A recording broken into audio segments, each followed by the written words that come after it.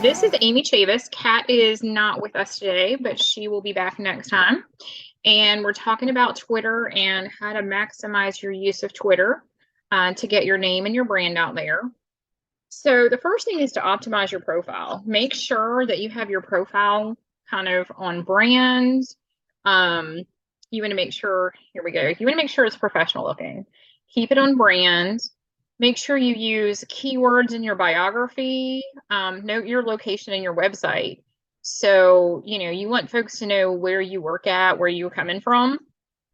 An important thing to remember, though, is that you're going to be able to use @ and hashtags in your bio. So don't waste that space when you're setting up your profile. Save that for later and make sure to maximize your profile. If anybody wants us to check out their profile or share, just pop it in the group or shoot a message and we'll be happy to go through and just chat about it with you.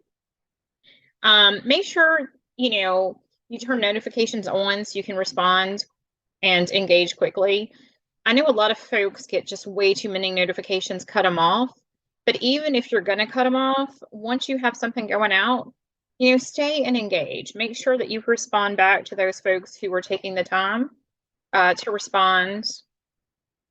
So people to follow, here's some tips here. When you're setting up who you're following, pick influencers that you feel like would really be interesting to you, that would enhance your brand. It doesn't mean that you need to follow all realtors, all lenders, but pick those folks to follow that are going to give you some good information and that you can retweet from.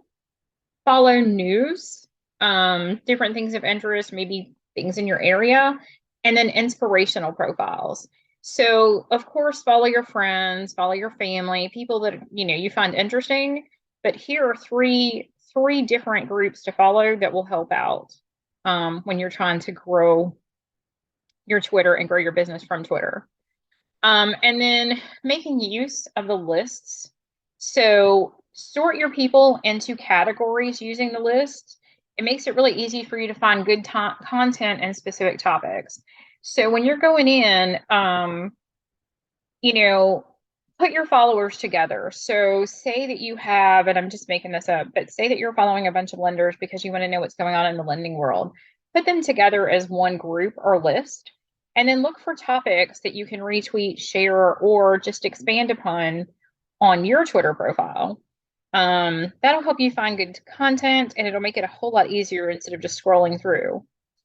One of the things to discuss is private versus public. So as you're going through this, one of the things that you definitely want to think about is how you want to do that. So let me pull up. Okay, so if you're doing your list as a specific topic, competitors or agents. So, as a real estate agent, you may be following other agents. So set that to private. That way, they honestly can't see that you've added them to this category, but that's something that you're following. That it's a private topic, you're keeping up with it, and it's not showing up in your feed.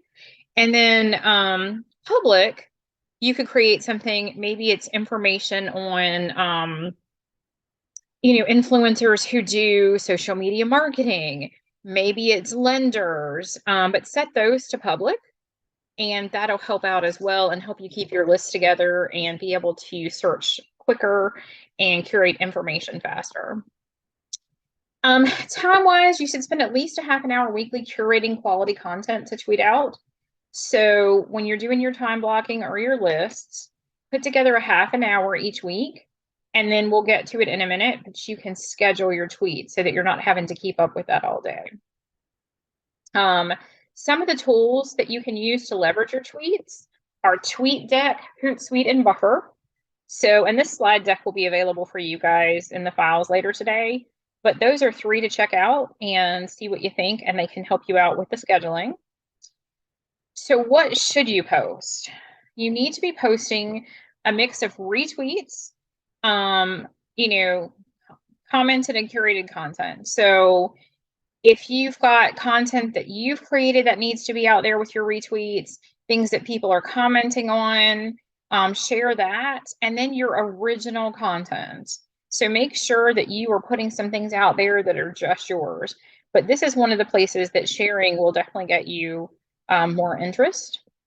And do not forget, always credit your sources with an @ mention. So when you're sharing or you're retweeting something, make sure you go back and give that person credit for it. It's just kind of part of professionalism and etiquette on Twitter. All right, use hashtags to their full potential.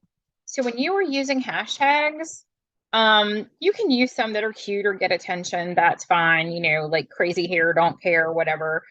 But if you are using, say you're searching homes, and Carrie, I'll use you for an example, homes in Ohio, and you're part of Ohio, you're going to want to hashtag, you know, home buying or home selling, maybe the town that you're looking in. So just remember that when you're using hashtags, think about what you would search. And if you're not sure, take a minute, type those in, kind of what comes up when you do a search. So just make sure that your hashtags make sense. And if you want to throw in a crazy one, that's fine too.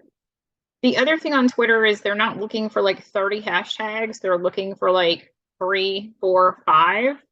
So for those of you who kind of keep a running list of hashtags, use your most important ones here. Also create attractive content for more sharers. So attractive images, images that stand out, things with a fancy font overlay, they're more likely to be shared and engaged with than tweets without images. Think of, you know, when you're doing Instagram, you got to have a photo. So make sure that when you're putting something out there, you don't just post, you know, I had a roast beef sandwich for dinner. There are people who do that, but you're posting the images to go with it. And then PicMonkey is a great free tool to try. So check out PicMonkey if you need some photos. Stay on brand, but don't be afraid to add in humor or personal touches. So don't forget your branding, your colors, your fonts, things like that, but make sure to be yourself. Again, people want to feel like they know you. And it's the same here on Twitter. So make sure that you add in, you know, who you are and a little bit about yourself, your sense of humor. And then just kind of trying to keep it on brand while you're doing that. All right, so Twitter overall, you want to spend, you know, your half an hour a week of looking for, half an hour a day looking for content, but you also want to spend a half an hour a day interacting in conversations about trending or industry topics. So you know how we do our high fives or our top 10s each day on Instagram and Facebook, where you comment or you interact. You really need to do the same thing on Twitter. So take that time and make sure you're interacting with others. And then more tools. So here's some more tools to check out. Trends Map can see what's trending in your area. So that'll tell you what other people are talking about. Twiriad will tell you the best times to post your content. So when you're scheduling, take a look at Twiriad, and that'll tell you when you should be posting, and you can schedule it for that time. And then Twitter Analytics, just like all the other analytics, can tell you which of your posts are most engaging. So that way you'll know kind of what to focus on when you are curating content.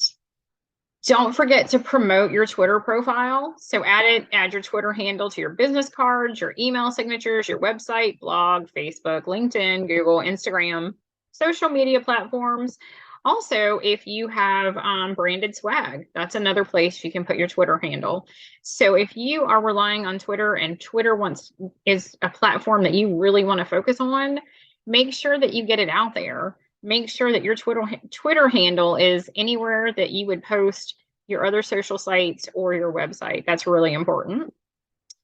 And that is it for my presentation. Let's see if there are any questions.